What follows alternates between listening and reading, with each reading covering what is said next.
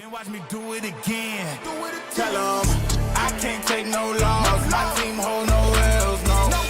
Aiming for the top, can't make it by myself. I ain't taking no loss. I ain't taking no loss. Look, I'ma always win. I ain't taking no loss.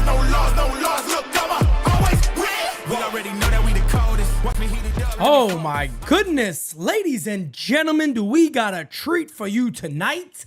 As it is I, and there he is, the man right there, Kev. My name is Jay. Oh, I like that. I should do an intro for you like that. Kev. Do you cruise in a Lincoln? What is going on? What is going on, guys? How's everyone doing tonight? We got a little bit of rumbles out there, Pete. Rumble in the jungle time of year. A couple of now. Listen, this could be normally the offseason is the most annoying time of the year because everybody is. I saw Skubal, I saw a bunch of stuff, but there's some rumors out there that are interesting.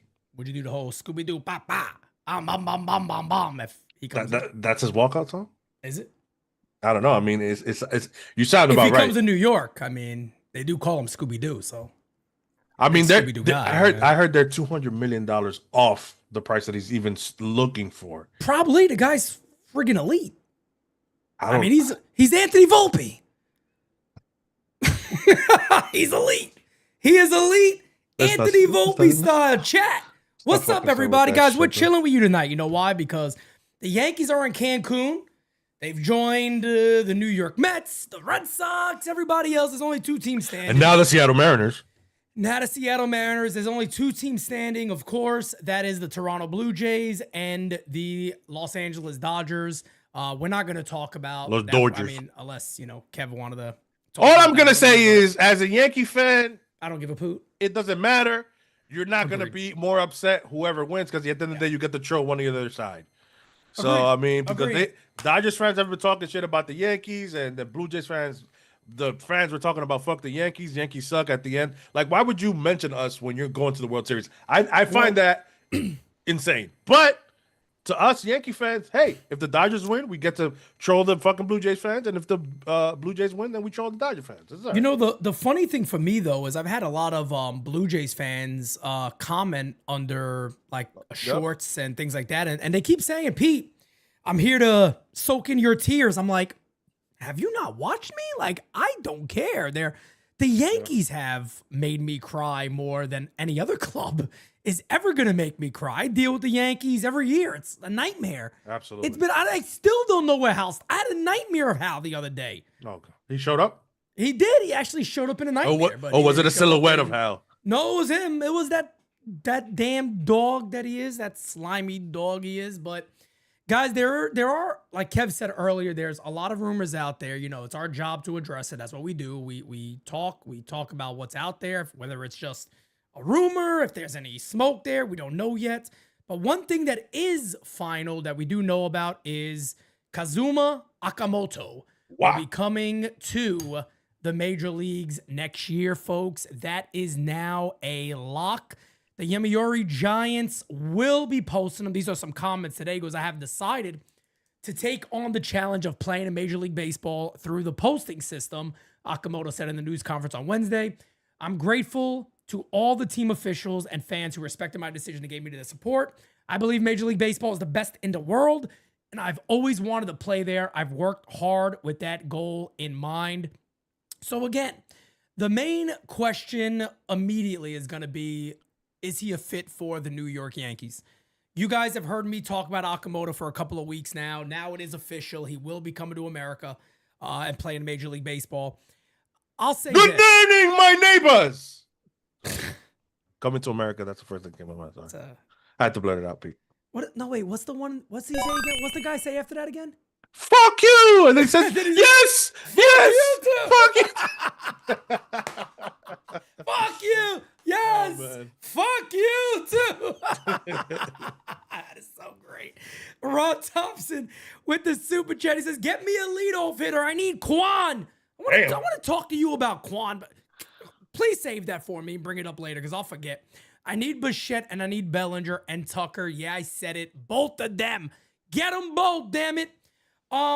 Let's stick with where we are real quick with Okamoto. Here's some highlights for you guys from the WBC. This is off Team Italy. See you later. But guys, really quickly about Okamoto. 2 Gold Gloves at third base, 1 Gold Glove at first base. This is a guy who really, really is a good ball player. And everything I've heard so far, a lot of people expect that he will transition very well to Major League Baseball. I am a fan of Okamoto. I like this player a lot, and I think he fits the Yankees very, very well. Now, the problem's going to be he's going to want to start.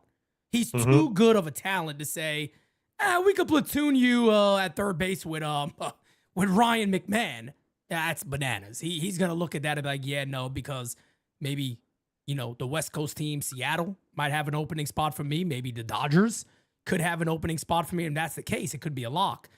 But apparently, and I know this doesn't mean nothing because it doesn't, but I'm just going to bring it up. He's apparently a close friend with Masahiro Tanaka. No. I don't know. Every time you hear shit like this, it's like, oh, well, guess what? That means he's going to be a Yankee. No. We've kind of been there and done that with this stuff. That doesn't mean anything at all. It's going to come down to playing time and money. And he's going to get a pretty large contract. So really quickly, too, before I get Kev's opinion of this, the way this works is that every team can negotiate with him. The posting system is different. Years ago, it was they had to put like the $25 million up and, those teams could talk. It doesn't work that way anymore. When he agrees to a contract with a team, the Yomiuri Giants will then get a percentage of that deal. That's how the posting system works now because they want to get paid unless he be a free agent next year. So that's the main reason they allow him to go. They want to make money. But again, really good first baseman defensively, really good third baseman defensively.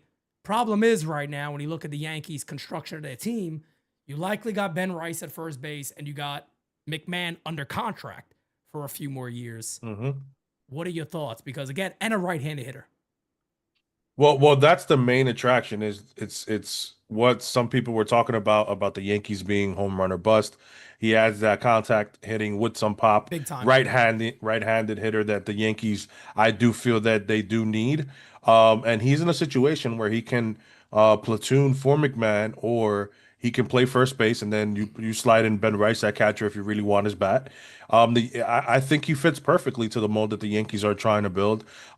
We saw them get Ahmed Rosario because they don't believe McMahon can hit lefty pitching that well. So, I mean, they were going to platoon. It looks like they were going to platoon him anyway. And McMahon's only 2 years, Pete. So, I mean, I think the Yankees do have to start looking past that in the situation of if McMahon gets hurt or the years after McMahon. So I do really like him being a righty bat. Like you said as well, you brought up his numbers and another time. I'm pretty sure you're going to bring it up now, but he's a contact guy with some pop. A righty bat that the Yankees need, plays 2 positions. I think he fits right into what the Yankees mold is flexibility.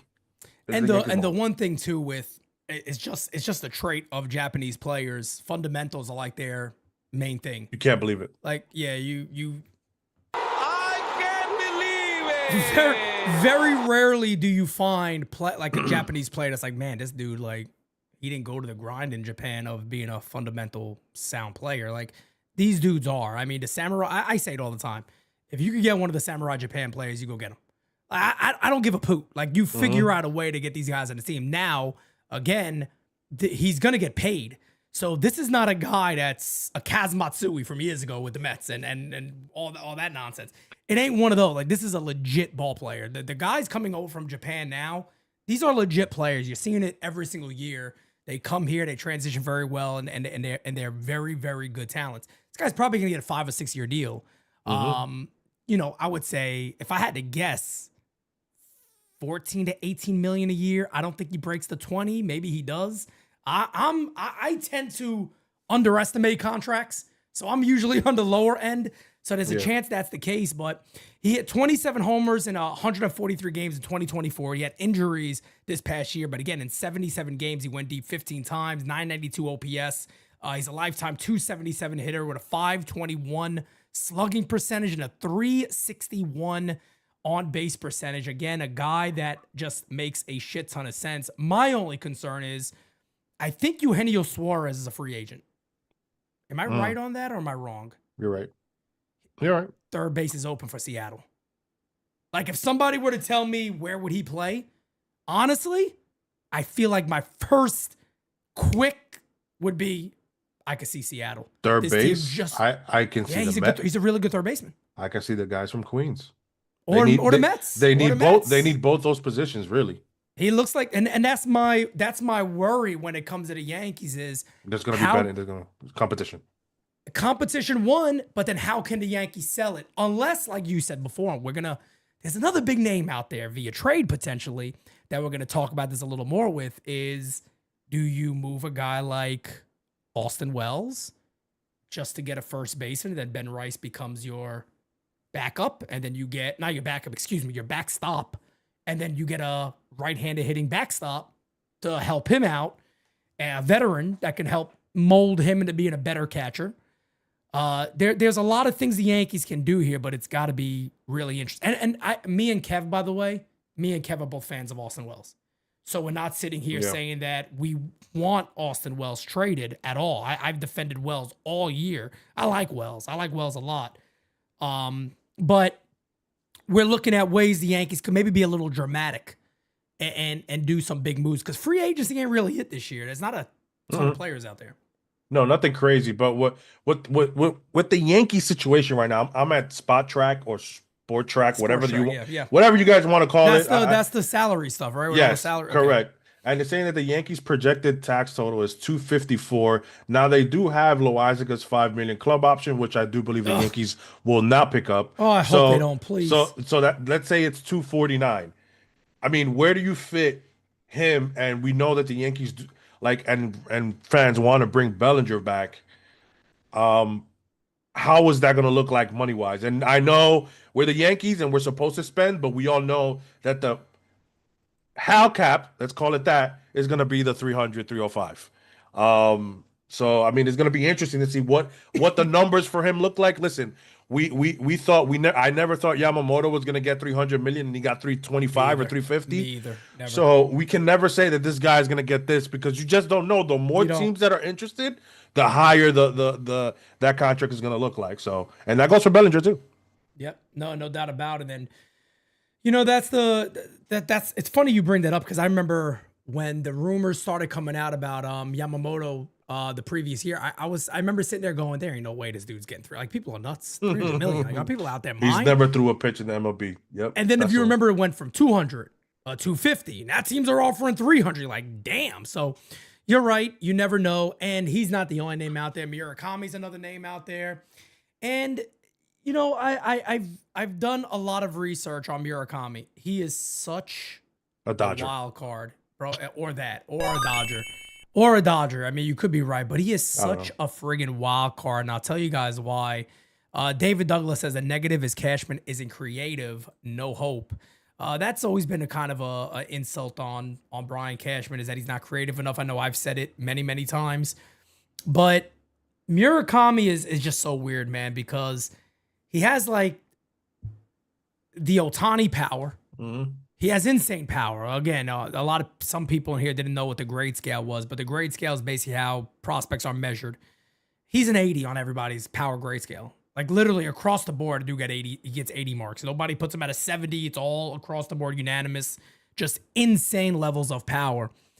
Problem is, if you really go into video, not just highlights that are showing you the good, when you watch him, he could walk.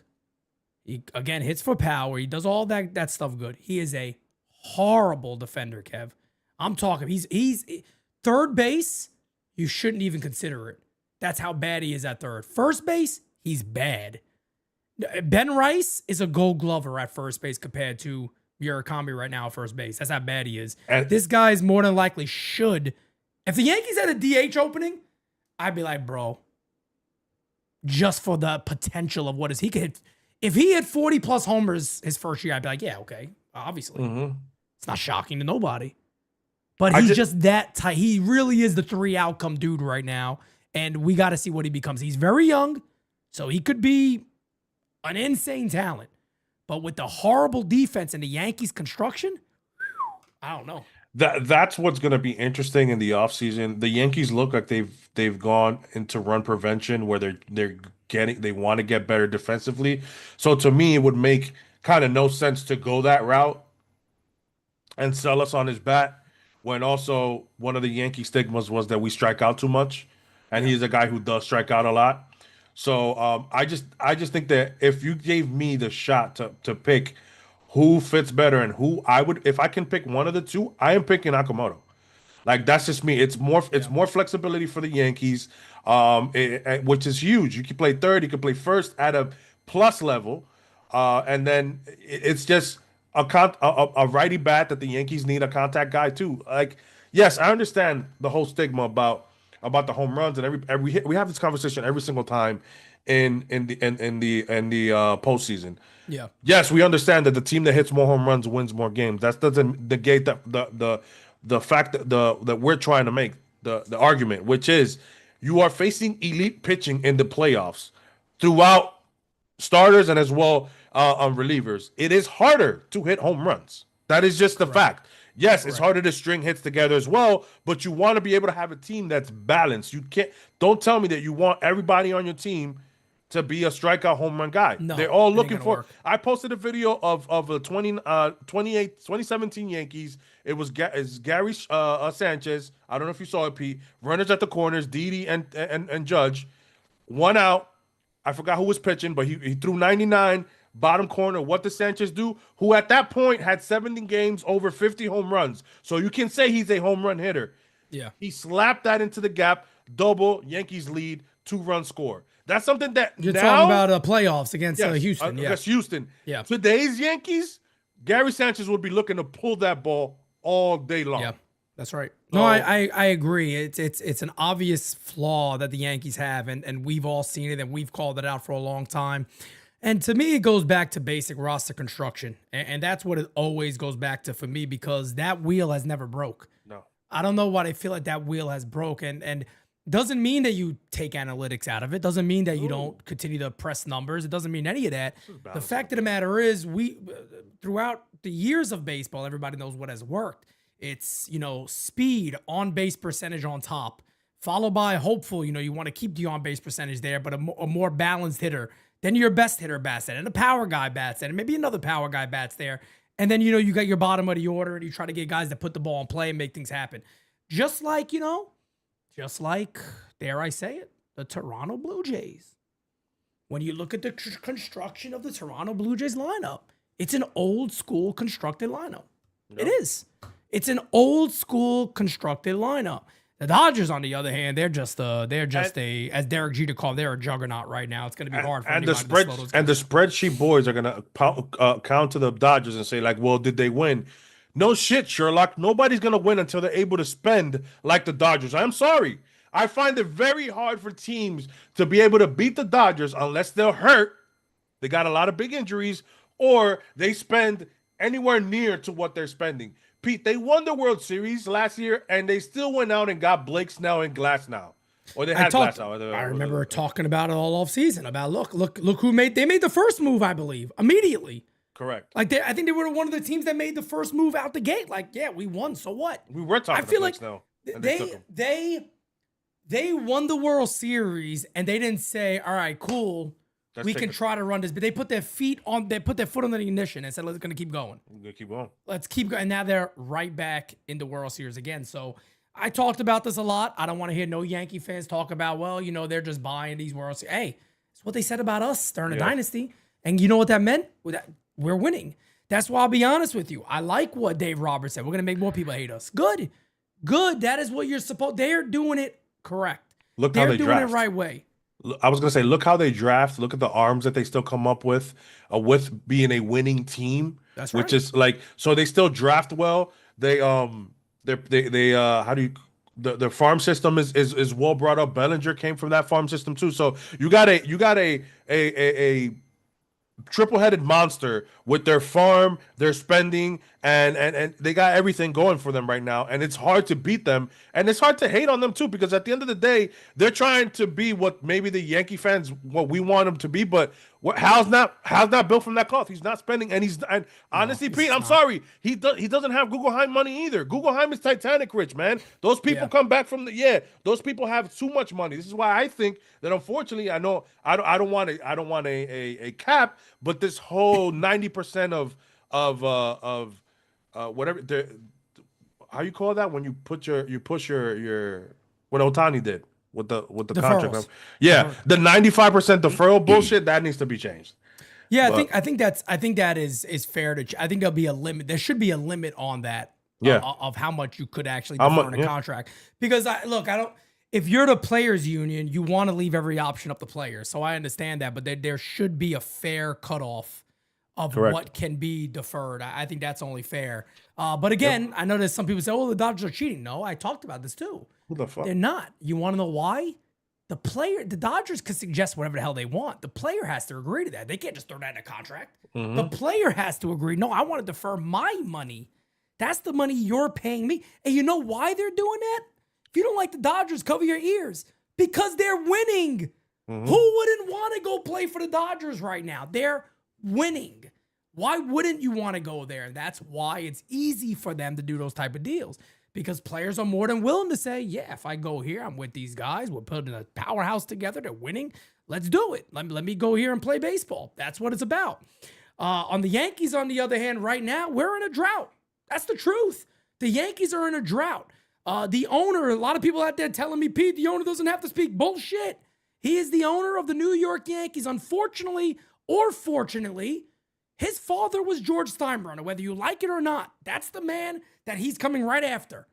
It's hard to be, you could be different. Nobody say you got to be him. You don't have to be your father. You could be your own man.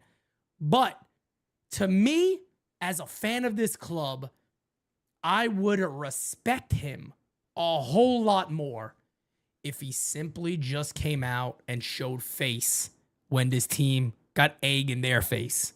And he just stepped to the mic and said, I'm here. What's up? You know, I don't even want to. This is, we're going to, guys, but just hold up. We're going to talk about Kwan. We're going to talk about Bryce Harper, which is a big one right now. We're going to talk about that. Damn right. We're going to talk about that. But, you know, I'm upset with the Yankees. If you guys didn't know this yet, I mentioned this recently. I don't know if Kev feels the same way.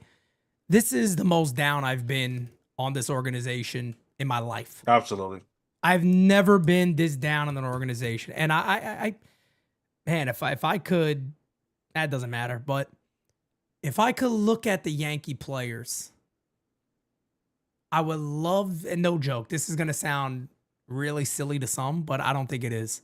I'd put on TV in the locker room and say, why is Cal Riley more understanding than you all are when you wear the fucking pinstripes with our history? This man plays for the Seattle Mariners, and he sat there and said, after the year he had, we failed. We expected to win the World Series, and we failed. It's a failed year. We lost. My man had tears in his eyes, and he said, we failed. There is no Brian Cashman. I mean, we failed at ultimate goal, but there's successes. Shut up. Shut up. We're not stupid, Brian. We understand that. There's this individual success. Jazz Chisholm, he had a successful season in the majors. Was it a successful season for the team? No, it was a failure. I think it was a positive. It was a successful trade line for him as well. Like we're not talking. We're talking about the ultimate goal. That at the end of the day, if that's not your goal as an organization, I don't know why you play the game of baseball. You are there to win, and especially the Yankees are there to win it all. And again, we don't hear from the owner, but we don't have the manager and the GM spew this whole nonsense of, and we hear it throughout the media where it's like, oh, the Yankee fans are brats, this, that, and the third. Yep. That is how the Yankee brand came up, and it will stay like that forever. These newer fans who are more positive, half glass full, or whatever the case. They've never seen winning, so it's almost not even their fault. Exactly. And we're not saying that the Yankees, like, I'm not upset with the Yankees. Let me break down what Pete just said. I'm upset with the Yankees culture and acceptance to losing. I'm not I'm not upset with how the Yankees have handled, because the Yankees have made the playoffs since 20 with Boone. What out of the 8-9 years they missed it once, and Judge was hurt that year. So like it's hard to make the playoffs when your best player's hurt. A lot of teams don't do that. So could have been better? Yes, we all talk about the better options instead of Joey Gallo, Josh Donaldson. Yes, we all talk about Brian Cashman in that aspect. But at least the Yankees are getting into the playoffs. Now, they seem to be running into similar situations every time they hit the playoffs. And we sit here and you guys flip that on the oh, well, I mean, there's successes in the process, and we just have to take it and go by that. What kind of fucking nonsense are you spewing? You're talking to New Yorkers, Brian. It's just not gonna fly. And he knows that. That's the thing that bothers me. He knows that. You know what I mean? It's Brian Cashman knows that. He's not stupid. He's been in New York his entire career. He understands what it is. Again, obviously, you guys know this. He came up under George. We know that. When I watch that presser, it literally looked like two guys who were so arrogant that they're questioning themselves why they're there speaking to people. Mm-hmm. Why they are there to answer for anybody. It came across, an FYI, just to be fair, way more Brian Cashman than Aaron Boone, way more Cashman than Boone. Cashman looked like either he just woke up or he had no business being. He was like, I don't need to, why do I got to talk to you people about this for? Like, it looked like it was aggravating. Legitimately. It looked like he was upset that he had to be there. Like, not that they lost. That I got to come here and explain myself to you all. Why do I got to give an explanation to you all? We lost. As always, when they questioned his methods. Bingo. Always. Bingo. And listen, Cashman is a great GM. We've never not said that. One of the greatest ever, maybe some say. So, but what we're trying to say is his biggest problem, which affects it down the entire organization, is his fucking ego. Until he manages and brings that ego down, and he's getting humbled every year. And if he doesn't notice, I'm sorry, it's not only Hal, it's you too, Brian Cashman. Teams are fucking celebrating in your house. Yep. Year in and year out. Yep. When did we become the team that's okay with that? When did we become the team that's okay with the opponent in our house playing New York, celebrating champagne? Listen, man, that can't fly. It's the laughing stock of baseball. Kev, is it me?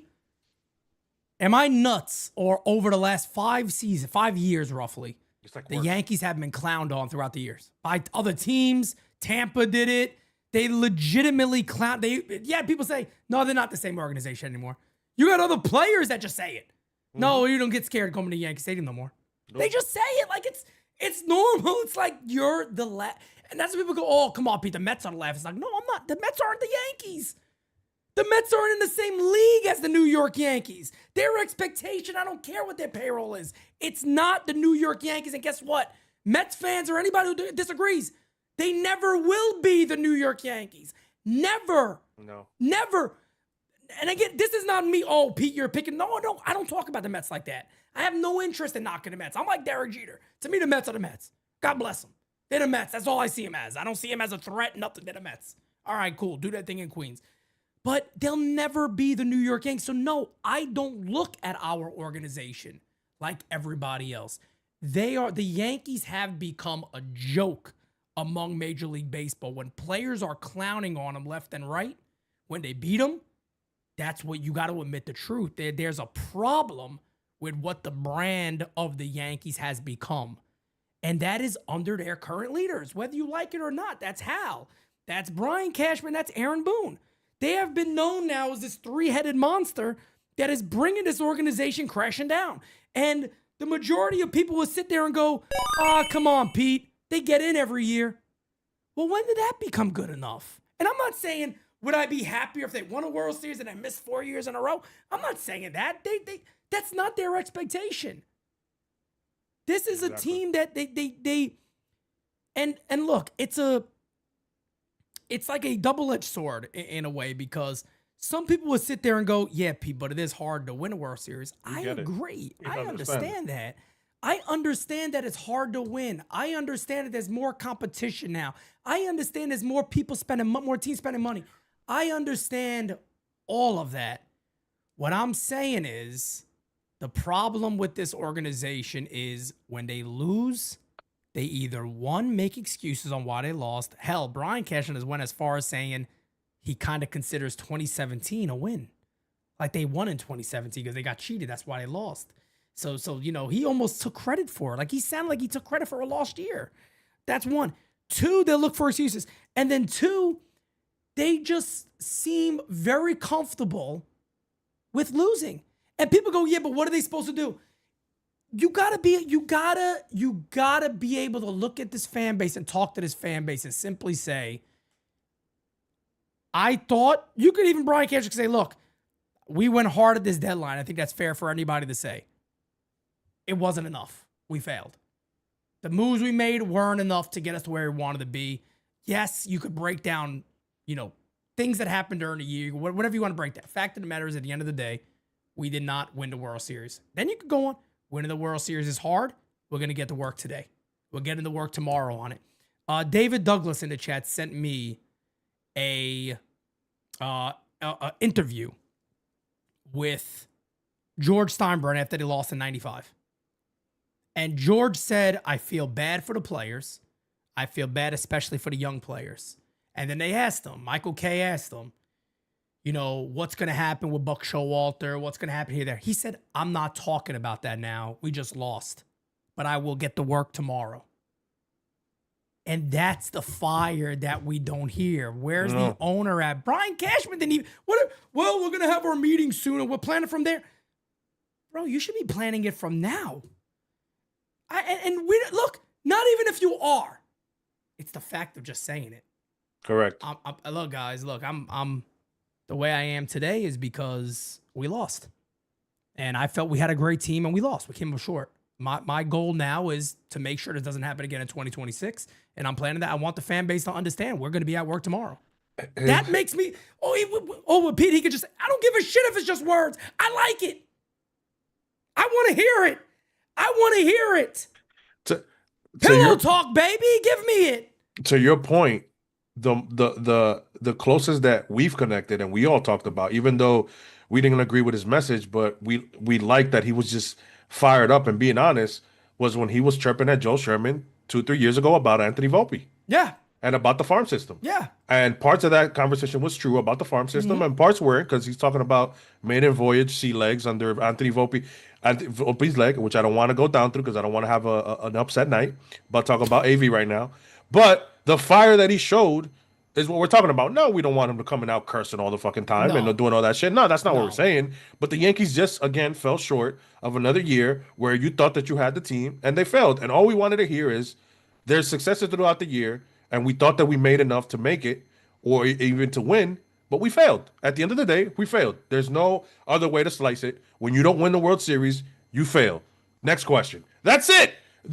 Listen, you can word it however you want, but again, accepting the failure that it is not to win the World Series, it is what it is. That's exactly what we're saying. Look how sad Cal Riley was. Look how happy Vladdy was to make the World Series. Yeah. So both of them were crying for different reasons. Correct. And it's the emotion that we're talking about that a lot of you fans think that it doesn't exist. Well, other people like another baseball great, not just Yankee great, Alex Rodriguez, Derek Jeter, and Big Papi talked about how do you continue to let teams just come in your stadium and celebrate, and you're okay with that. That should be bulletin board material for the next season. These guys dog walked the Yankees the entire year. There's no way around it. We talked about it during the year that it was going to be a problem, and you got to the series that we all said whoever wins this series is going to the World Series. We kind of agree with it. We said either the Yankees or Toronto, or if it was Boston beat us between Boston and Toronto. We all said that. Yeah, we did. The question was, are they going to beat the Dodgers? Now, that's a different discussion. Right. But at least you make it to the World Series, and then we can go from there and see how this team would have stacked up against last year's team. And you have to build on that. And that's why, Pete, just to close this argument, I get upset with 2017, where you were technically going to win, but you completely made a 180 to the entire organization. Yep. You did. It's a different organization. You don't believe in experienced coaches. You don't believe it, or you're going more numbers driven, which I don't have an issue with analytics. But I'm just saying, you made a 180 in the organization, and you haven't gotten anywhere closer. Yes, you made it to the World Series, but my God, you had Juan Soto. So what are we arguing here? And it was a complete embarrassment. I mean, I'm not taking anything away from them getting to the World Series, but it was a complete. We weren't even talking about them being there. We were talking about the way they performed more so than anything. Like, it was absolutely terrible. David Douglas says, Pete, you hit the nail on the head the other day. Hal and Cashman seem to change this culture in spite of George Steinbrenner. That's the way I feel. And I'll say that all the time. I feel like this organization, in many, many ways, they're like ashamed. And they don't like the comparisons or anything like that. It's like they don't want to be involved. They don't want to hear George's name anymore. They don't want to hear. They want to get away as far away as possible as they can from what George built. And I hate saying that, but that's truly the way I feel when I hear them talk. It's like when they hear it, they're like, oh, again. Like, I don't want to hear about this guy's name anymore. It's weird when in reality, yeah, nobody's ever said that. Pete. The dude's a saint. Nobody ever said he's a great human or he's a saint, he's an angel. Nobody said that. At the end of the day, we know he wanted to win. That's all that mattered. As a fan, he wanted to win. That's all we cared about. I don't get that same fire. Like, Derek Jeter knows it. Jeter knows it. You know, Jeter knows it. And that's what we're saying. Listen, when we say we would love for Derek Jeter to be part of the organization, we don't say as a GM. We know he's not good at that. I'm sorry. Definitely not. Anybody says manager. We're not even saying him as a coach. But if he's anywhere in the organization, at any position that you put him in, his presence and his voice will be heard. And that's what you need. Correct. And I just want to say this to those who talk about, oh, you don't want to put a Yankee great or a Yankee legend in a coaching position because then if he doesn't do a good job, you have to feel bad in firing. Bro, people get fired all the fucking time. Please. Nobody cares about that shit. You guys fucking fired Girardi. He got fired from the Phillies. These are grown adults. Stop it with that nonsense. The reason I'm saying that is to say this. Luis Hill, Carlos Rodon, Cam Schlittler, all those three, what did they have in common? They all thanked Andy Pettitte on showing them how to control emotions in big games, how to pitch, how to control. Like, that means something. Why? Because he's been there, done that. And I'm not taking anything away from Matt Blake, but you have not been in a position to tell them what Andy Pettitte is telling them because you never played. Correct. It means something. It does mean something. He's one of the only legends that are always there, which is pretty interesting. I mean, this year, I think A-Rod did make an appearance at spring training. Roger Clemens did. That's the only other guy. Yeah, like that's the only times they're there, but it would. I disagree with anybody who says the legends don't need to be around. I disagree with that. I think they should be. Boston always invites their guys. But you heard what Reggie Jackson said. Reggie Jackson said he left the Yankees organization because when he would talk to a young player, one of the nerds would come out and say, "Don't listen to that. Don't listen to him. Here's the numbers." And think about saying that in front of a guy like Reggie Jackson. Was like, bro, you hold on a second. I swung a bat heavier than you. And you're gonna tell these young kids that I don't know what I'm saying. So what did he do? He went to the Houston Astros. And it's a sad thing. It's like a lot of these guys have ran away from the Yankees organization because they don't recognize it no more. And that's all there is to it. But let's continue the conversation. Something that Rod Thompson said a little earlier. Stephen Kwan.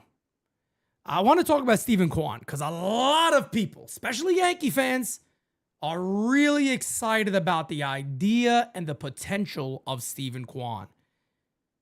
Kev, talk me into Stephen Kwan and why I'd rather have Stephen Kwan in this team. And a lot of people say, well, Dominguez will go on that deal.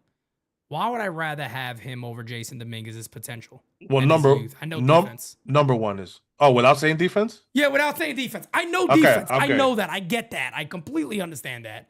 Without defense and the potential that Dominguez could become an average defender. What is it about Stephen Kwan that I'd rather just say, damn, I mean, he has way more. You got to be nuts not to trade Dominguez for him. Well, when you look at, like, people talk about Dominguez not slugging, you have one guy on the other hand who is a better contact bat than Dominguez. I don't know if he has a better eye. I just know he can put bat to ball, which he fouls off a lot of pitches. He's very pesky. He does not strike out. But Dominguez, on the flip side, will not probably give you that, but will give you more slugging that Kwan does. But he's not gonna. I mean, it's hard to argue this without the defense part because honestly, one, I think it's not gonna happen because I don't think the Guardians are gonna blow it up. I just don't think they're gonna do. They just made they almost, you know what I'm saying? They just made the playoffs again on another run. So I don't think they're ready to blow it up. But let's just assume and play with this idea of Steven Kwan. The reason you want him is because come playoff time, that guy, it gives the Yankees one thing that they haven't had in years, which is a certified leadoff hitter. Leadoff hitter who will see pitches, is an annoying out no matter how you slice it, runs the bases well, and is also a high on base guy. He's his last 2 years is 360 and 330 last year, but the year before that was 368 and 340. So he's normally in the 350, 340 range. So I mean, he's a legit leadoff hitter, Pete, that the Yankees haven't had in years. And again, when it comes to the playoffs is when you really show it really becomes annoying because it's like, think about, you got a guy on first and now you have Steven Kwan, who you know ain't gonna strike out. Right. He's just not going to strike out. He's just going to move the guy over. He's going to hit a double in the gap, and then you got to deal with Judge. Yeah. So it gives the Yankees what we're talking about, the contact guy. Here's my rebuttal and my pushback a little bit on that. I agree 100% defense. Steven Kwan wins defense over Jason Dominguez all day long. I agree with a lot of scouts and what a lot of people say out there, and I agree with what Aaron Boone said in spring training. Obviously, Dominguez didn't get all the play, but Aaron Boone was the smartest thing Boone said all years when he said, what do you think? They asked him, I was calling the game live, and one of the announcers asked Boone, what do you think about, do you believe Jason Dominguez could play left field? Aaron Boone said the smartest thing he ever said. I don't see why he couldn't. Exactly. He has all the tools for it. He's very fast. Yeah, he needs repetition. I get that, but he's extremely quick. He got a really good arm. I don't know why he couldn't play left field. Like, it's weird to say. Look, if this dude was a heavy-set dude, couldn't run, then I'm like, yeah, I mean, you're talking about putting Alejandro Kirk in left field? Yeah, nah, that ain't gonna work, brother. That's not the go-to. Dominguez is a 23-year-old. He's gonna be 23. In shape, fast, great arm, young player. By the way, Boone also, give him credit again, at this presser, he did say about Dominguez, people tend to forget how raw of a player this still is. He flew through the minor leagues. He didn't play a ton of minor league baseball. Now, you could say, well, that's the Yankees' fault or not. I could also sit there and go, even for a guy like Anthony Volpe, it's not their fault they're that good. Yeah. They were that good in the minor leagues. They got obviously, they had different chances. But with regards to Steven Kwan, and I know it's not fair to say, well, forget the defense. Maybe I'm the fool. I believe Dominguez will improve. I believe he improved last year. I told everybody he wasn't the same player we saw in April. He was way better when he played in left field. You could see the improvements. Yeah. And I do believe he could get to at least an average left field, if not maybe slightly above average at some point with the proper repetition playing out there. But he had 244 less at-bats than Steven Kwan. He had a 1 point higher on base percentage in the time he played. When Dominguez hit leadoff for the Yankees, you can make an argument that's the best the lineup ever looked because he was good. He hit over 300 batting leadoff in the 4 or 5 games they allowed him to do it, and he was making things happen. Dominguez, again, a guy that you add, let's just say the 244 at-bats you give him back, and he has as many at-bats as Steven Kwan does. Let's say he keeps the on, I think it's fair to say I keep the on-base percentage around the 330s.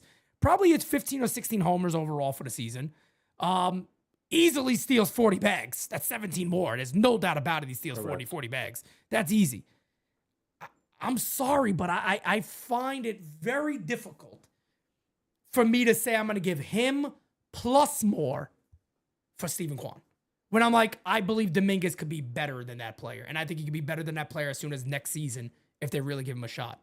And I know to a lot of people, that's going to be, Pete, you're high on this dude. Okay, I am. I admit it. Maybe there's a little bias. I'm high on this player. I've defended this player. I fought for this player to play. I like Jason Dominguez, but it's not being blind to it. It's not the Anthony Volpe side where it's like, but he's never showed you nothing. I'm sitting here telling everybody at 22. Flashes. He showed flashes. But Dominguez at 22, people act like he had a shit season. It wasn't that bad. With no playing time either. You're talking about a guy who didn't know when he was playing games. Sporadic playing time. That's what I'm saying. Like, and he still had a halfway decent year. Put that as a full season, and it's not a bad season. So in my opinion, I just have a tough time doing it. Now, don't get me wrong. Is Pete Simonetti going to be mad if they got Stephen Kwan? No. No, I'm not going to be mad. I still think it makes the Yankees better. I have a tough time of sitting there saying, but I put him over Jason Dominguez. I don't necessarily agree with that, and I could very well be wrong. I've been wrong before, so it could very well be that scenario there. But I like him in a deal. I don't necessarily love him in a deal. But I do want to bring up somebody that is now becoming fairly big news around Major League Baseball as not Pete Dombrowski, but Dave Dombrowski threw a shot at Philly favorite Bryce Harper. And let me repeat one thing again, folks. Philly favorite is legit. They love this man. Bryce Harper is loved in Philly. And I'm calling Dave Dombrowski's bluff here in the sense that I think it was more of a shot at Bryce to anger him. And maybe what Brian Cashman did to G when G had the very good year, when he kind of came out, I was like, this dude can't play every day. Yeah. I think it was more along the lines of that than they're really going to trade him. And for the people out there that are saying Bryce Harper had a down year, I mean, if that's a down year, if this is a down year, what I'm showing you on the screen, I'm a little confused at what that down year is, because this reminds me a lot of when Juan Soto played in San Diego and everybody talked about he had a down year. And I'm like, he's an all-star for the majority of players in baseball. Bryce Harper in 500 at-bats at 27 homers. He had 261, a 357 on-base percentage, 844 OPS. I believe his OPS plus was like 129. This is still a really good ball player. I know he's 33, Kev. I know he's getting older. Gonna be 33, yeah. He's gonna be 33. He just turned 33, actually. Well, yeah, he just had played a year at 33 years old. Correct. Bryce Harper's out there, Kev. He signed till he's 38 years old. I think he got a couple of 27 million. Then it goes down to 23 million towards the end of his career. If that is legit and he's out there, where are your antennas going there? Are you intrigued by it, or are you like, nah, I gotta pass. I gotta pass. I'm very intrigued by it. I'm not gonna lie, but my whole thing with that is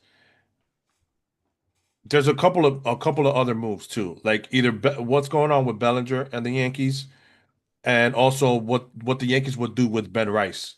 Yeah. After that, because if you're getting rid of Ben Rice to bring in Bryce Harper, you're kind of just getting better defensively at first. And then my situation will be, well, when you have him and Judge that are 35, 30, 38, who's going to DH? Somebody has to. With Harper?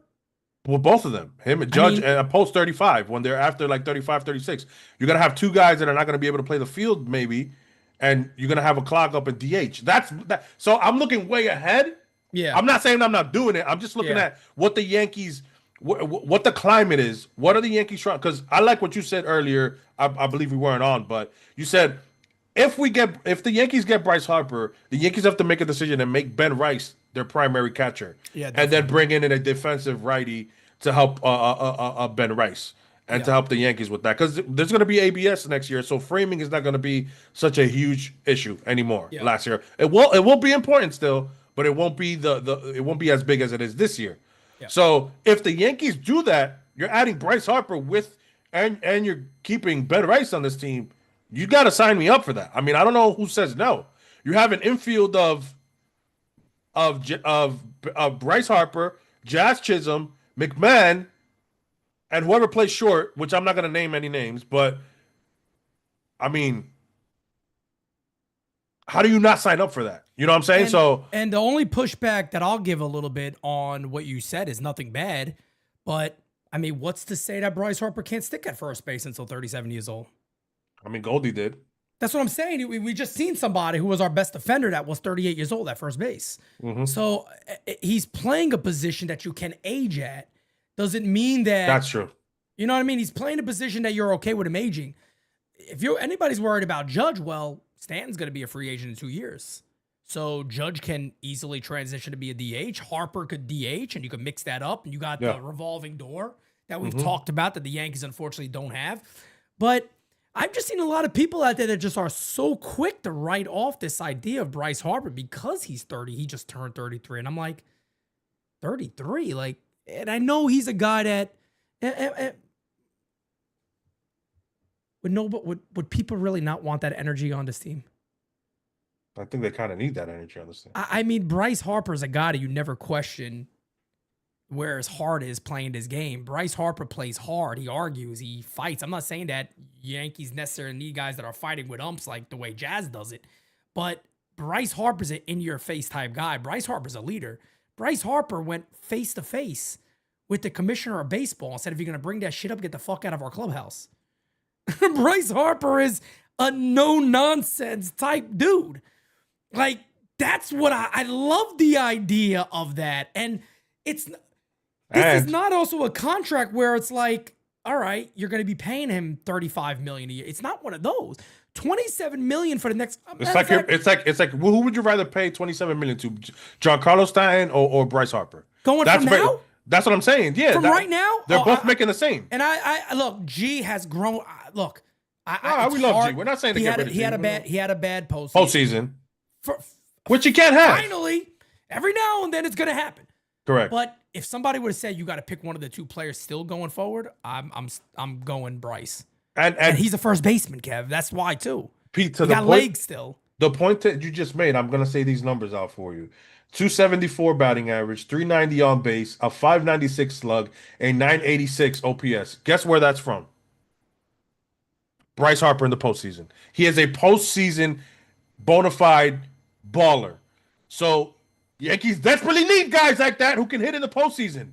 So that you got to look at that. You got to plan. Like, for me, it's like the Yankees, if they had the chance to sign Kike Hernandez, he's a bona fide playoff guy. You have to sign guys for that. They playoffs. It's funny you bring Kike up because they told Kike, we don't know if we could play you against lefties every day. That's all he wanted to hear, is that I'll be starting against lefties. And the Yankees like, nah, we don't have the spot when they needed a third baseman. they need. This is what we said about Ahmed Rosario. We're like, get him. He got paid $2 million. What are you waiting for? This is what they do. But this is the interesting thing about Bryce Harper. Anybody out there concerned about his age, this is why I really like his contract, actually. You're only paying him $27 million until 35 years old. Mm-hmm. Then he drops to his final 3 years, $23 million. The Yankees have a shit ton of stuff coming off the books. Their payroll is going to significantly drop. Correct. Sitting there looking at a guy, if Bryce Harper at his worst is still a 330, 335, 340 on-base percentage guy, 20-plus homers a year, and he hits 265. He's worth $23 million. Yeah. And he plays average or slightly above average defense. Because, Kev, can you go over his defensive numbers again, too, real quick? Because this year he was injured. I think it was one of his worst defensive years. But before that, he's actually been a pretty damn good first baseman. Correct. And we have, 1 second, I have the numbers here. Fielding. So this year he had a -3 DRS, a 1 out above average, and a -1 FRV.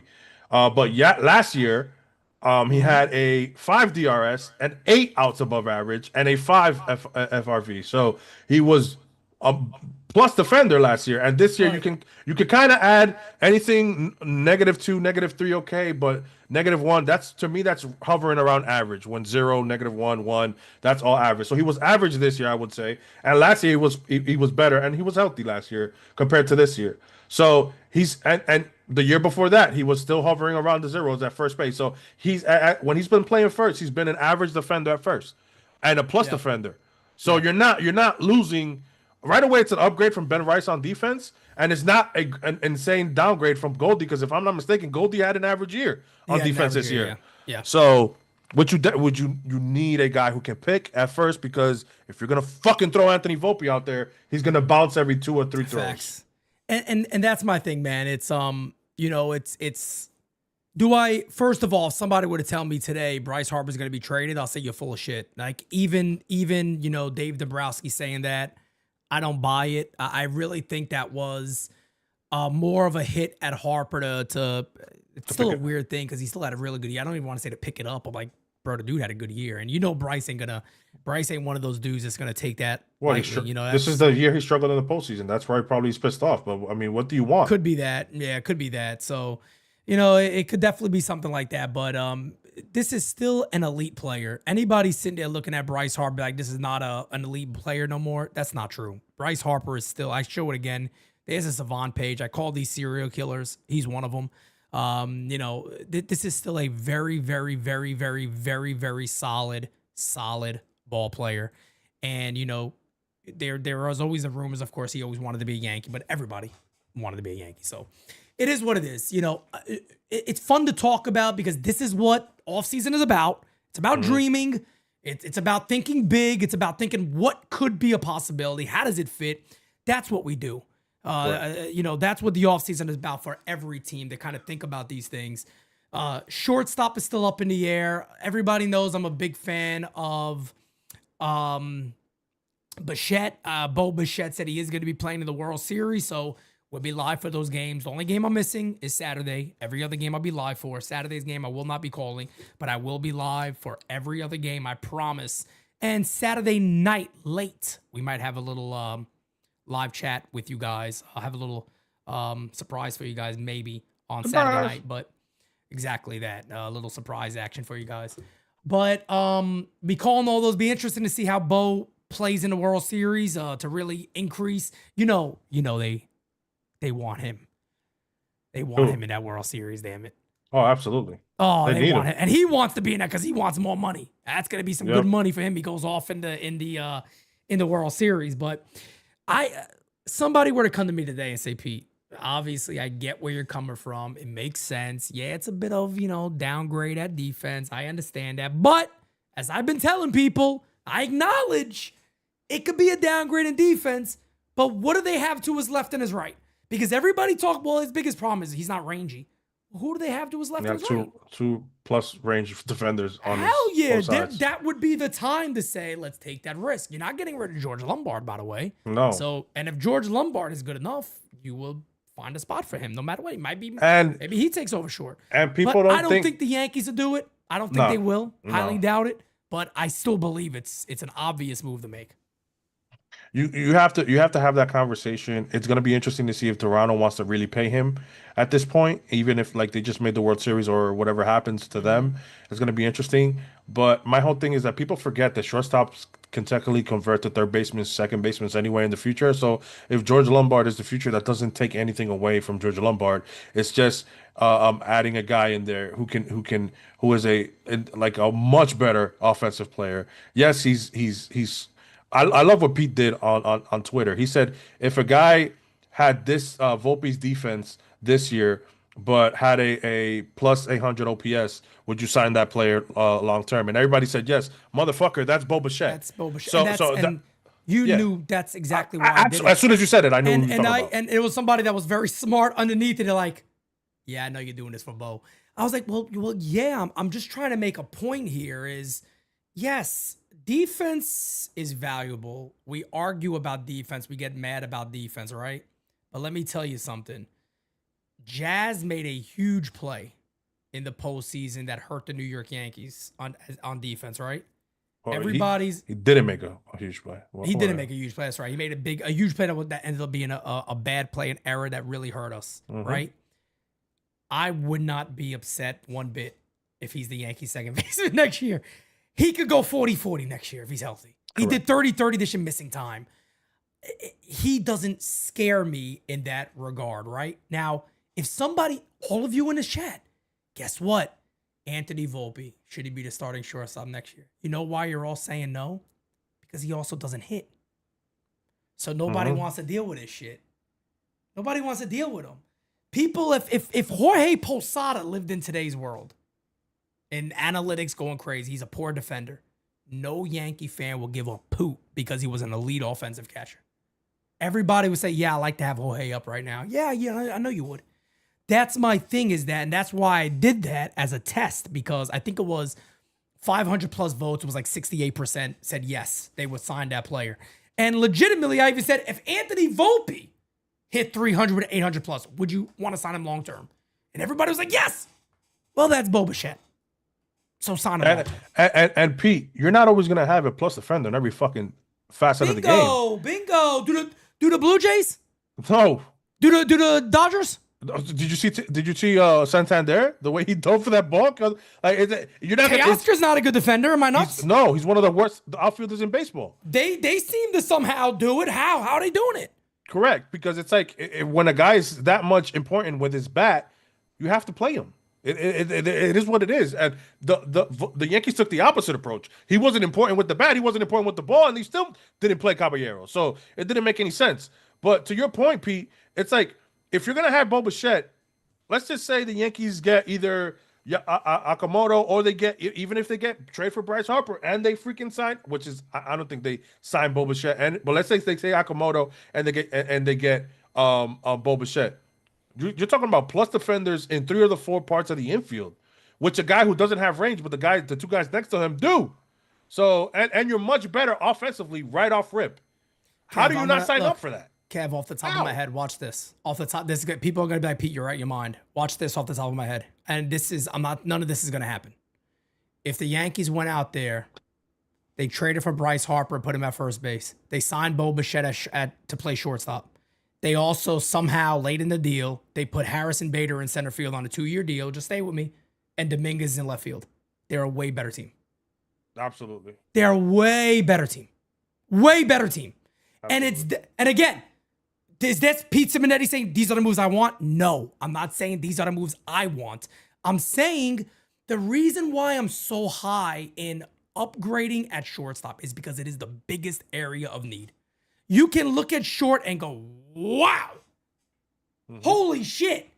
That one player can make the Yankees so much better. And Harper's, like you said, it's still somewhat of an upgrade at first base. Bo Bichette is kind of the same player, but a way better hitter. Bader would be, great in center field. We know that. And Dominguez, you'd hope he improved. But this still feels like I'm more confident if somebody said that's the team I'm going forward with. I'm way more confident. Yankees need to think also a couple of moves ahead. Are you going to re-sign Jazz? Please don't do it. Let's talk about that. I'm happy you brought that up. Are you going to re-sign Jazz? Because if you're not, when you bring Bo Bichette in, put Volpe at second base. I know you hate. I want to throw my headphones right now. I know, but defensively it makes sense. No, and you're right. And maybe when nobody cares that he's not the shortstop and he wasn't hitting, maybe now he becomes a decent hitter. Or and can I give you defense a second? Can I give you something else? Maybe Lombard's ready in 2027 and he pulls the short and Bo goes to second and he's already signed. Bo plays third. You worry about his range, you can play third base potentially. Correct. No matter how you slice it, you can move guys around. That's my problem. Is like, why are we stuck in this rut? And I love Jazz. Jazz knows I love Jazz. He knows I love Jazz. I asked, my question was, are the Yankees going to resign him? They have to ask that question. We're not arguing that. You know what I'm saying? If somebody were to come to me and say, would I resign? No, I wouldn't. I would not give him an extension right now. I want to see another year. Well, then that means you're going to battle against other teams. Okay, we're the Yankees. We should be able to. But I wouldn't jump the gun on signing him long-term right now. He's obviously a candidate. I could see that happening this offseason. I wouldn't do it right now. I would wait. And Medina says, I like Jazz. I don't love him. I made a point that a lot of people liked when I said it. He's like the girlfriend that you're like, damn, this is the woman I want. But it's like, you know what? Before I marry her, I got to live with her for like a year. I got to see what that's like. I got to live with her for a year. That's who Jazz is for me. I've lived with him for a bit. I like what I see. I just want to. I want to see him one more time in the postseason. Yes, that's me. I gotta see him turn that switch on in the postseason. I have to. Yep. I need a little more time. Rod Tom says, Pete, I love you and Kev both. Sell me on why we should go for Bellinger over Tucker. I know you don't F with that reporter, but he made a compelling argument as to why the Yankees should get Tucker. I don't know what reporter you're talking about, Rob, but I'll make the case. Who was it? Shit Takes. Oh, Shit Takes. Okay, yeah, Shit Takes said it. Look, can't believe I'll say this. I agree with Shit Takes. I think if you're going to go spend money on Bellinger, how do you not just go to Tucker first and make sure there's interest there? Tucker he's very similar to what you had with Juan Soto. Mm-hmm. He's very similar to what you had with Soto. I'm like, look, man, God, I don't want people to come across and be like, Pete, you don't like Bell. No, man. It's not about not liking Cody Bellinger. I was a big supporter when they made the deal. Go back to the video. I liked it when a lot of people didn't. I like that idea. I don't like signing Bellinger long term. He's too inconsistent for me. I worry about giving that dude 5+ years. And let me tell you guys this right now. The Yankees signed Cody Bellinger to 5+ years. You know you're going to hear me say? Cool. I like Cody Bellinger. This is one guy I'll say this. I don't think this contract is going to pay out. He's one guy I don't believe the contract is going to pay out. I don't think he's going to be the same type of player we saw last year overall for a certain numbers of seasons. There's just not enough consistency there, and he worries me. Mm-hmm. And if there's analytical people out there that talk high on Bellinger, you're full of shit because the numbers don't back up his numbers ever. Since he became a higher contact guy, the numbers don't back up his numbers. He don't hit the ball hard. He don't smoke the ball in the zone. Cody Bellinger just puts the ball in play, which I like. But if there's analytic numbers, people I'm fighting for him over Tucker. Yeah, you're out of your fucking mind. People don't like his 2-strike approach, which is what I liked. But I think Yankees need it. I like that. The Yankees needed his flexibility, being to play multiple positions in the outfield and play first base. So I think that's what attracted the Yankees, and not having to give anything but money for him. So Cody Bellinger got you Cody Bellinger. So I mean, the move made sense when the Yankees made it. There's the numbers. I mean, this is not a guy that you look at and go, "Oh shit, Ben Rice." It ain't that. And Ben Rice could be a serial killer. So. He 100% is. He is a serial killer. Let me say one thing about Cody Bellinger too. I'm not using that as a reason to say don't get him. As a matter of fact, I used that as a reason last year to say we should get him because we needed that type of bat. And it worked out that we had that type of bat. He was very good for us. He puts the ball in play. He moves. He's a very good situation hitter. But I liked him for the 1 year. I liked him even for next year. Hell, I liked him for the next 2 years. Hell, I like him for the next 3 years. I could even be talked into 4 years. I don't like him for 5, 6, or 7. Mm-hmm. I agree Nowhere with near it. Nowhere near it. I said 5. Tucker, on the other hand. 5 was my top. But Rob, if you want me to answer that question for you, Rod Thompson. I mean, Rod, talk to Tucker first. You talk to Tucker first, bro. You have to talk to Tucker first. I need Tucker to have to look at me and go, I ain't playing in New York. Correct. Okay. And I'm still trying. And then I'm going to back off. And that's what you should do, because you never called Bryce Harper. You never called him and be like, would you play first? Because you did it to A-Rod jokingly, Cashman, and that was one of your most, if not, I think that's the best move you've ever made, if we're being honest, is bringing A-Rod, turning him to a third, because you said it jokingly. Yeah. Maybe Brian Cashman needs a couple of cocktails before he speaks to free agents. Maybe that's what he needs to get creative. But Pete, I was gonna say this. I know you don't. We talked about Bryce at first, and let's say all that. But thinking about, I think Bader stays in Philly. How about a name that we've thrown out a couple times? He's a free agent. He has a team option. They're not gonna pick that shit up. I think a change of scenery would do this kid good. Luis Robert Jr. He's an insane center fielder. He's very good defensively. Yeah. Doesn't have great offensive numbers, but has great bat speed, which the Yankees analytics department will like, because they probably think they could tweak some things in his batting. But he's a great center fielder, and he's not going to cost anything because he's had horrible years back to back. Yeah. So the Yankees have options that they can go. Let's say if they want to go all in the infield and they have to roll out Spencer Jones and Jason, maybe we'll bring a Luis Robert, who's a veteran center fielder. And then let's see how things go. The Yankees have things they can do. Is it going to be as sexy as Bellinger or Tucker? No. But if the Yankees go all in on the infield, if they do go and get for some, let's just assume it's Bryce and Bo, which I just don't think the Yankees are going to go with Bo, man. No, they're not. They're definitely not. There's no way. No. If they got Bo, I'd be shocked. It's one of ththose things where I'd be on a stream and I'll stay here all fucking day because I'm just so shocked by it. I could talk about it all day long, but. Again, man, I think what you're basically saying there too is what I agree with. There's a lot of options.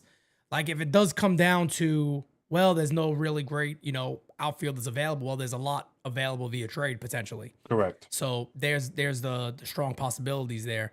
Eli says tough decisions must be made to win championships. Upgrade at third base, catcher, and shortstop should be made. Third base, Kazuma or Bregman. catcher JT Realmuto, shortstop Bo Bichette.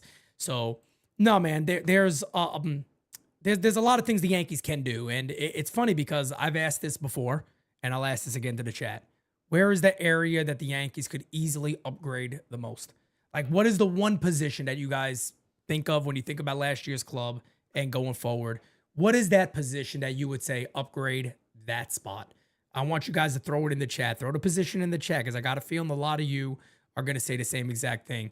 Cyber Ninja says, I would avoid Murakami at all costs. Personal observations the last 3 years. I've heard that a lot from a lot of people. And there you go. You got off the bat, William Henry kicking it off.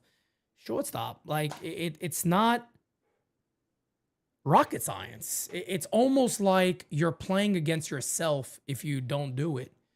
It's an obvious area of need. And interesting enough, Kev, I guess maybe it's not. Maybe I'm making a bigger thing about this. But Kurt Suzuki is going to be the new manager of the Angels. They ended up not going with Albert Pujols. I don't know if Pujols walked away from that. I don't know if Pujols kind of took his name out of contention, or they were just Suzuki all along and they wanted to talk with Albert and kind of see where he is. But I don't know what the plan is for that club. But there's been no indication that they're maybe open to moving players because, again, if somebody were to tell me you got to pay Bo Bichette or you could trade for a guy like Zach Neto, I'm trading for a guy like Zach Neto because Zach Neto is that damn good. Zach Neto is a really good ball player. Zach Neto is what a lot of these guys thought Volpe was going to be. No doubt about it. No doubt about it. And honestly, he has been a great surprise for the Angels. I don't know nobody knows what the Angels are doing. Sorry, but they are one of the I'll just say not smart organizations because for them not to trade Ohtani was stupid and Rendon and all those other moves they've made throughout the years, including signing Pujols to all that money at that age. Mm-hmm. All that stuff you got to add on to what's going on there. So I don't know. I don't know if they do it. Would they trade O'Hoppe though? Shit. You know what I'm saying? So if a player like if a player like that is available, bye Wells. Like bye Wells a long shot, really quick. Those are areas that you could, if you can upgrade things like that, yes, you gotta go ahead and upgrade those. I do, and I know this is a Yankee channel, but I gotta go with what Steve's saying right there. I agree with him. Pujols to San Diego to me would be phenomenal. Mm-hmm. I can see that. They need him. They need him. They need somebody like Pujols on that team. Like look, sometimes we talk about this with the Yankees a lot. You gotta recognize kind of culturally what's on your team. Fernando Tatis ain't going nowhere. Manny Machado's a great player, deserves the win. He's been a great player for a long time. You need somebody else maybe they can relate with a little more to say, hey, get your fucking shit in check. They're gonna respect Albert Pujols. And I'm not saying that Manny doesn't. I'm not saying that Fernando doesn't. I'm not saying none of that. I'm just simply saying Albert's gonna command respect. Mm-hmm. He's been there and done that, but Albert's gonna command respect. I think that's a brilliant move for the San Diego Padres if they actually ended up doing that. Pete, can I ask you, would you bring back Gary Sanchez for that righty? Hell no. What? I can't believe it. Put him in a fucking bedroom. Get him out of here. Come on. He's in Lidom, though. I saw him hit a home run the other day. Yeah, he is. Right? He hit a bomb the other day. Mm-hmm. I don't know. And look, man, the World Series is not even over yet, so players can't officially opt out and do all that fun stuff yet. But this is going to be a strange offseason. It could be an offseason of excitement, or it could be an offseason of a lot of letdown, because that's kind of where, the Yankees are at this point. You don't know what they're going to do. There's been the rumors of them lowering payroll to the 270s. And if that's the case, they ain't making many moves. If they lowered payroll to 270, then they're going to have to either just make trades and make significant trades and maybe clear out a lot of their system and bring players in, because if they went that low, there's only one guy that can add with what's coming off the books. If they're trying to, you think that you're saying that there's possibility they're trying to reset. They have to reset with the first tax is what, 240? I believe so, but the reason I'm saying that this has been reported by multiple reporters now. that there's rumors that the Yankees want to lower to over 270 to around the 270 mark, 270, 275. If that's the case and they lock that in, I can tell you guys right now, I don't think they got the organization to do that. I don't think they got the brain trust to do that. I really don't. And that's not a knock on Brian Cashman. Brian Cashman does a good job. Don't get me wrong. I've said it many times. No matter what I say about him, I think he's a good GM. I just feel like Brian Cashman's time for the Yankees is done. You need to get something new. You need something fresh. Is that going to be better than Cashman? I don't know, but I think you do need something fresh. I don't know what the Yankees could do because, again, if you look at the roster, you look at the depth chart and kind of where the Yankees are, it's fairly simple to see where significant upgrades should come from. The problem is doing it, and I'm with Cyber Ninja. We're not winning if we cut payroll. I think this is a lose-lose for the Yankees if that's the case. We're going to find out very soon. World Series ends. You start hearing about the opt-outs and all that. Winter meetings will approach very quickly. But Kev, if I were to ask you right now, oh, shit. You think the Yankees would they really lower to well below $300 million? Or are you like, they ain't no way they could do that. They can't do it. I don't know what to consider. We never know what the Yankees front office is thinking, honestly. But it's like you have to assess what's around you. People think Toronto's in the window. I don't really think, though. I just really think they made a great team this year. I don't know if they're in the window or not, but I know Boston's about to enter a window. What are the Yankees doing? What are they thinking? And by the way, Boston has already basically come out and said, oh, we're going in. Correct. All the rumors about Boston right now is that they know what they got with Roman Anthony. They know what he meant to that club. They're going to add on top of that a lot more. So they're going to add a lot more. They're going to add a lot more. And I would be happy if I was a good starting pitcher. So what are the Yankees doing, Pete? Because my thing is this. What if they don't want to spend this year, but next year... Running it back, Kev. But hold on. What if they don't want to spend this year, but next year they're really going to go out and they get a guy like Skubal? He's going to command $400 million. But pitching hasn't been the issue. It hasn't been, but you're talking about having Skubal on that rotation. I mean, pitching hasn't been the issue. Pitching hasn't been the issue, but it kind of has because it was this year. I started. It hurt us this year. It sucked. It really was. It hurt us this year because we love Los on this channel, but man, Los hasn't showed up in the playoffs. No, Los hurt me. Los hurt me this year to the point I think I told you and Francis he's gonna get absolutely wrecked. Yeah. Like, I mean, I said it about both lefties because I just don't think Fried or Rodon's a good match against that lineup. No. And it's not a knock on them. If they're on their game, they could beat anybody. But it's the Toronto Blue Jays lineup, to me, they're not going to strike out. They're not going to swing and miss. And let's know one thing about Carlos Rodon. He's going to make a mistake.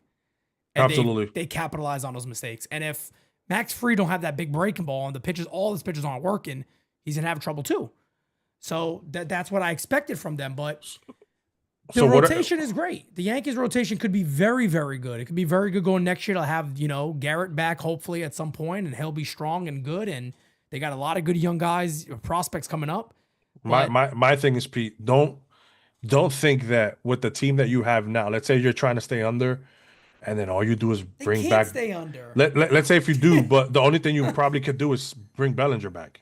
Bro, and even that is going over, I think. They're already in the process now of selling people on season tickets again for next year. But for what?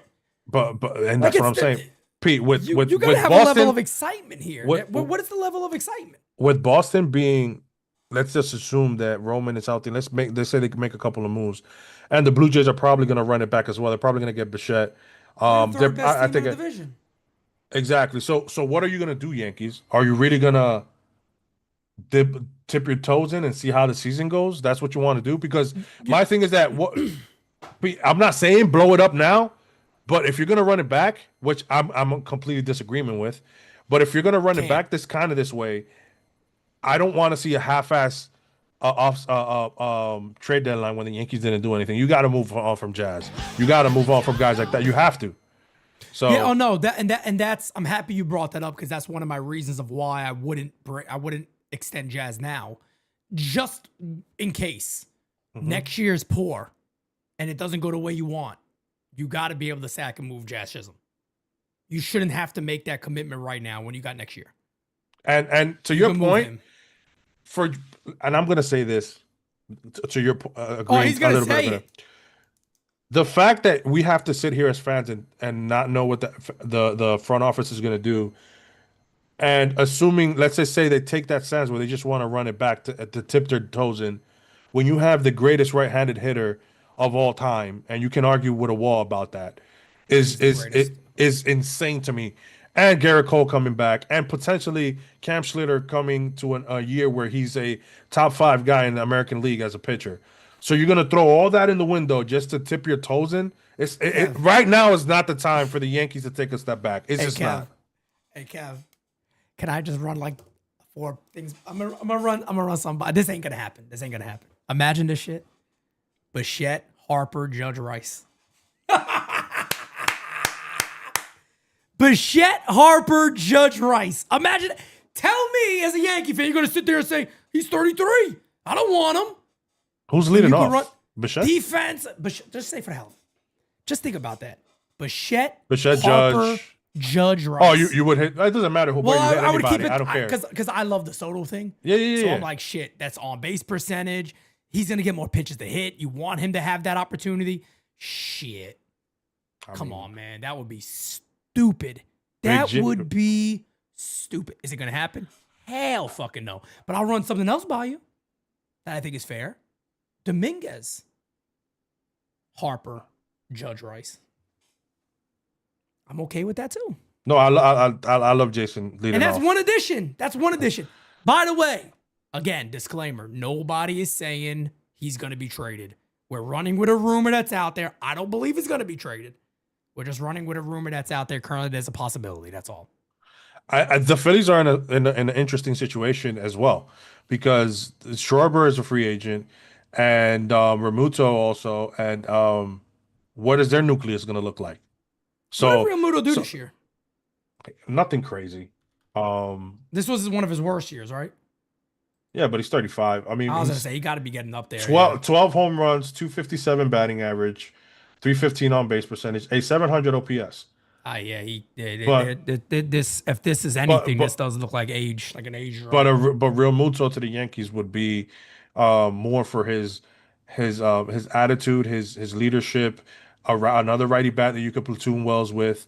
That well, not even that. If you like, I'm talking about the other moves you made. I think he'd be a great partner with Rice. Absolutely, it's a great partner with Rice. Would guarantee you playing against lefties, and you probably get some other starts in between. The Yankees have some options to do. It's going to be interesting in what they do. Either or, I'm going to be a little bit upset. I would understand if they're trying to take a step back, but you just can't do that when you have Aaron Judge. Can't take a step back. You just can't. Can't. I'm sorry. You got to maximize this guy. You got to, you know what I'm saying? You got to ride the Aaron Judge wave. It's just it's the dumbest thing that he can do is to try to dip his toes in water just to see what this team is made of next year by adding just running it back with Cody. I don't know. Yeah.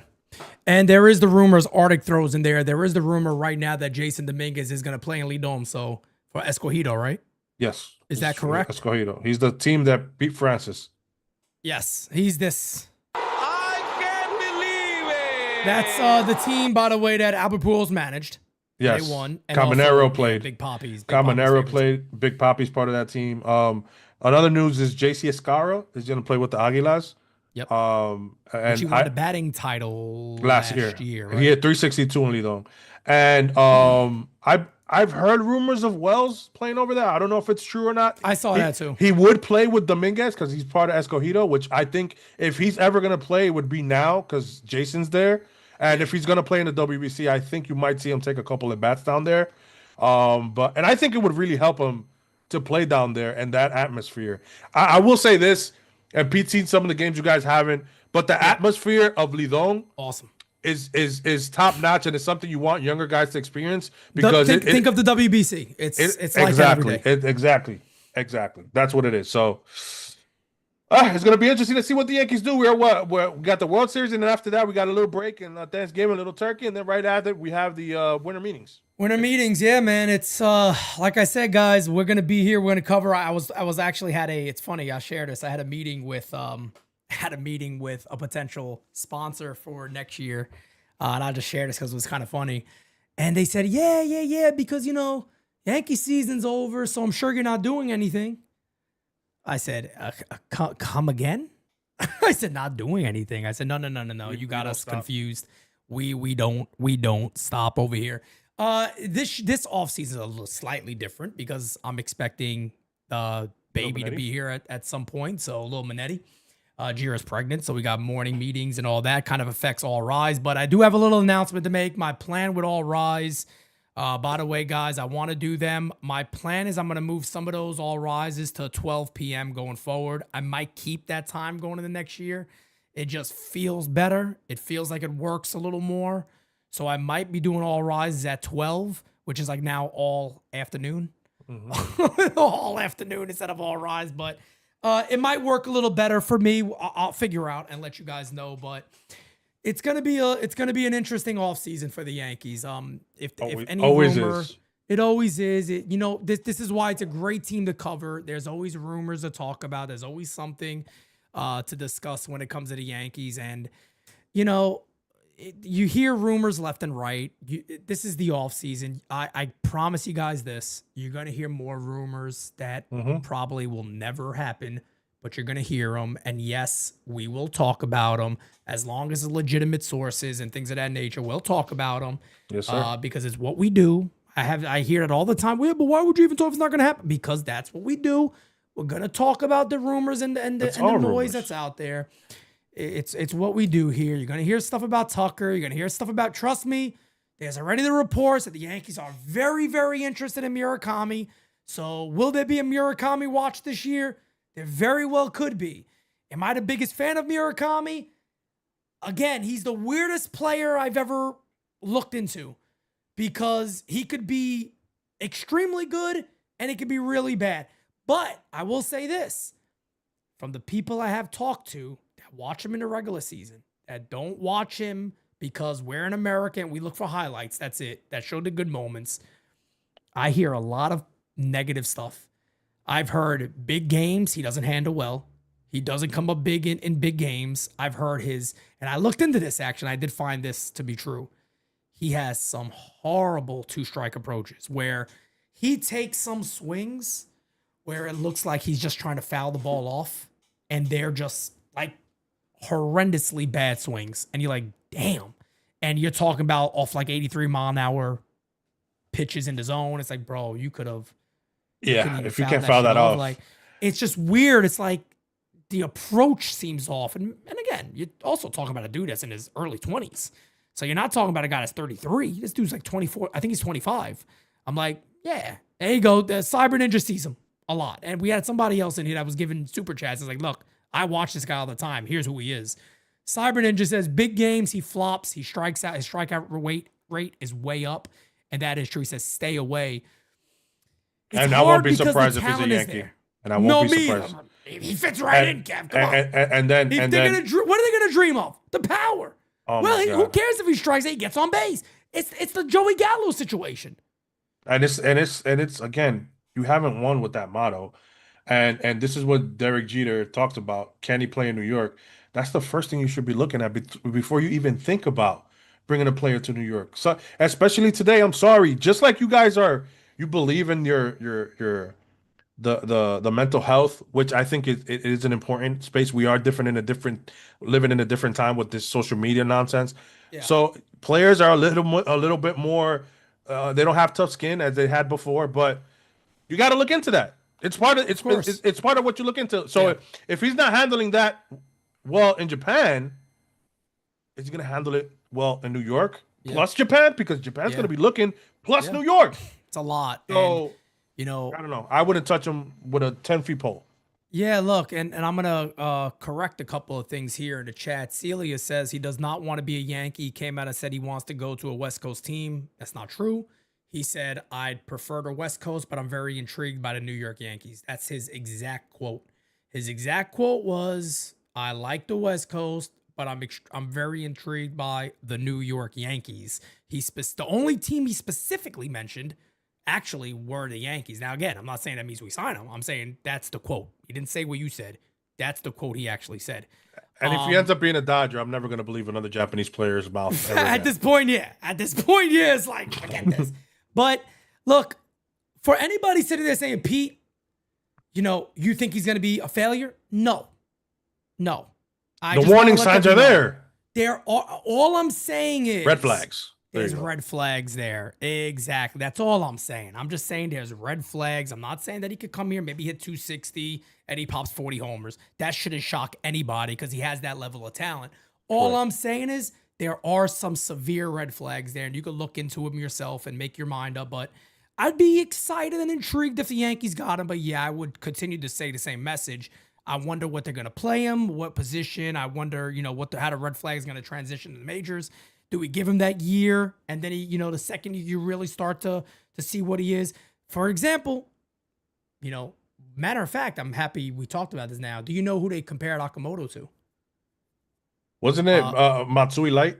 No. They said they feel he's a lot like Seiya Suzuki, where it might take him that 1 year to transition, but then he understands it and he puts it all together. And Seiya Suzuki now Suzuki's nasty right now. Oh, he's legit. Seiya Suzuki is legit. And you go back to my video saying I wanted the Yankees to get him, by the way. And people are going to start saying, Pete, you say this about everybody. I don't. I promise. I really don't. There's some players say don't get. I promise you. There's some players I say I wouldn't go get. But Seiya Suzuki is one of the names. Because I'm always intrigued by the Japanese players that could play in America. Matter of fact, there is another guy, I think I'm saying the name right. I always get this confused. Something like that. Something like that. Something like that. If you are the New York Mets and any team out there that really need the Boston Red Sox, if this dude gets posted and you don't throw money up this dude's ass, if you don't throw everything at this dude, you are batshit crazy. Steve Cohen should already have David Stearns ready to say, "Hey, he's a Met, right? Yeah, he's a Met." So what's the checkbook? The checkbook is wide open. That's it. Get him. Because if they miss on that dude after needing pitching, they're out there friggin' mine. Because him, Senga together already is very sexy. Clay Holmes had a good year. Yeah, I know this is not NYM underground, but you know what I mean? That's the move you would have to consider making. Ben Rice's dad says Okamoto is 30 years old in June 2026! Exclamation point. We're not getting rid of Rice. Dave Rice. I'm assuming you're Ben Rice's dad. That's Ben's dad, yeah. We said it earlier that if the Yankees get Okamoto, then Ben Rice is your catcher. The Yankees can move Austin Wells and we'll get a righty defensive catcher to help out Ben Rice. Or the Yankees might end up still keeping Wells anyway, because that's. And look, I think the Yankees had. I think Ben Rice needs work as a catcher. I think me and Kev aren't sitting here saying the guy's a Gold Glover or he's Pudge Rodriguez, but I think I've seen enough from Ben Rice to legitimately say I think he's a hard enough worker. I think he's athletic enough where he can get to be in a good spot at that position fairly quickly with repetition. I said the same thing about him with first base. He's athletic. You could see it's there. He just hasn't played it enough. You could see it's there. He has the confidence of playing in these positions. So there's a lot of intrigue around this club this year and what they can do. A Cyber Ninja also says Tatsuya, Imai. I'm gonna get it right someday. He's going to be a monster. I agree. He is absolutely going to be a monster in many teams. The Yankees, I don't see the fit. I don't believe there would be a fit there. He's going to get paid a lot of money. But the New York Mets, you'd have to be batshit. Or the Red Sox. You guys should be fighting over that dude to be headlining your rotation or at least number 2 in those rotations. Obviously, the Red Sox, he'd be number 2. But Kev, I don't know if there was anything else you wanted to go over or somebody asked what would it cost to get Harper. Look, if you're taking that money, I mean, it can't be too much. Look, Kev, you mentioned. So what was the deal that you mentioned? Which one? With Harper? Yeah, when we were off, you mentioned like one. Who was the player you said again? What you mean? I said the Yankees. If it's Bryce Harper, maybe it starts off with like Luis Hill. Yeah, like for me, shit, bro. Luis Hill and a prospect or two. It gives him a young, controllable arm, which I'm not saying I want the Yankees to trade Luis Hill. I'm not saying that. I just think with Cam Schlittler performing the way he has, it put a slight little mark on Luis Hill's back that he could be traded. I Um, and think I and think there's a and chance. There's a and real the chance. and the Yankees knowing that ERC and Carlos LaGrange are probably one more year away. Yeah. That's why. So it's just the way the world works. I love Luis Hill. Luis Hill, I mean, Shit, come on, man, Louis. he's a But great look, DJ, that guy too. So I love Louis Hill. If I get a call from Dave Dombrowski, if Dave Dombrowski sits there and goes, yeah, we're available to a deal there, but we'd want Louis Hill and Jason Scarra because they need a catcher. two prospects or two lower level, two mid-level, mid-tier prospects. How in the hell do you sit there and say, yeah, nah, I'm good? I mean, how can you be the Yankees and sit there and say, nah, we'll pass? Nah, I can't do that deal. That's crazy. This is good. They're in an interesting position too, and we'll see if any of those rumors have any effect with what they're trying to do with Schwarber. Because guys, I don't know. I mean, I didn't say it when we were here. I'm just saying that maybe Dombrowski wants to pay Schwarber and put him at first. Maybe that's what Could he's be trying that. to get Could be trying to that. get Bryce on his bad side. But I don't know. Let's see. Only time will tell.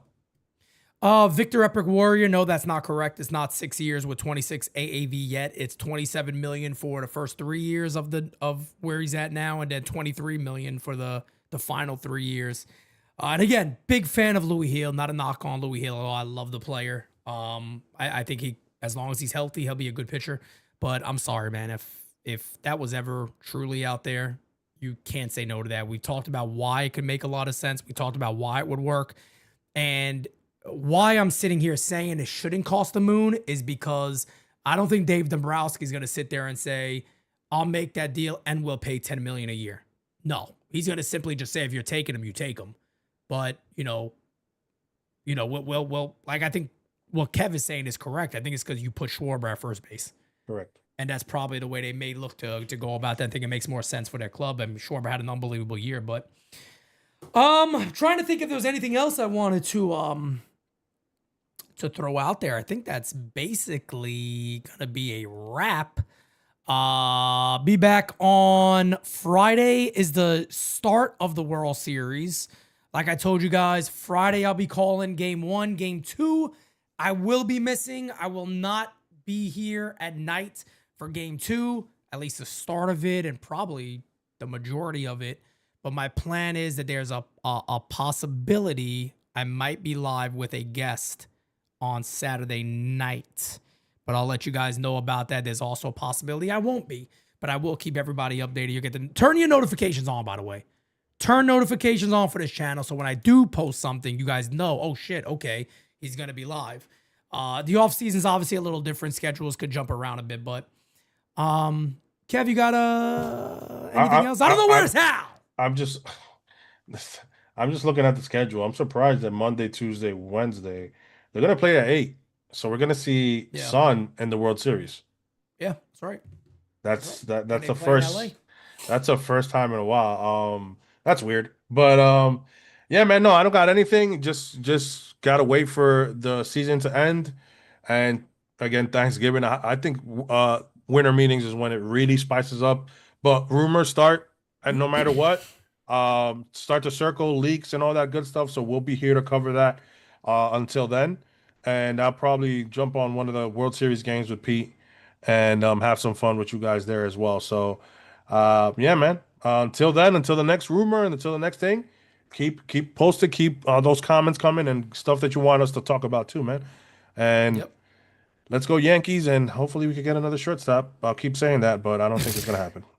You got a lot of people out there saying let's get another shortstop. You'd hope the organization, to a degree, feels the same way, but we'll see what happens. But ladies and gentlemen, as always, thank you all so much for hanging out with us today. Oh, by the way, again, merch drops are on the way right in time for Christmas. Again, some of you guys don't know this, but I'll let you know. We're not going through a third party this year. We're doing everything in-house that has to do with our plan for 2026 with the new studio, all that fun stuff. We're taking care of our own merchandise. Discord has seen what a lot of the stuff looks like, but again, the first drop is extremely limited. So that drop might be coming for coming with the new website that is going to be dropping here pretty soon. But once that's out, you guys have access to it. It's going to sell out probably once there's a drop because there's not a lot of items available for the first drop, but then there will be more directly right after that. So just giving a little tease on that to everybody. But again, guys, as always, peace out. I got a little chain. Where's that at? Oh, snap. There's a little Chain. preview. That's a little preview of something we got coming out this year. Okay. Little chains on hats. Okay. We're breaking out. I got the cross, but there could be Yankee ones. There could be NYU ones coming out very soon. But peace out, folks. Have a great rest of your night. And I will see you guys next time, baby. Peace. Adios. We got it next. That's how you finesse. We come for they next. We come to collect. Did it all on my own, yeah. When it brought it back home, yeah. Now they calling my phone, yeah. But I'm all in my zone. They not a threat. Tell them reset. When they're at their best, we still not impressed. Did it all on my own, yeah. When it brought it back home, yeah. Bought a watch with the stones, yeah. Caught them watching my throne, yeah.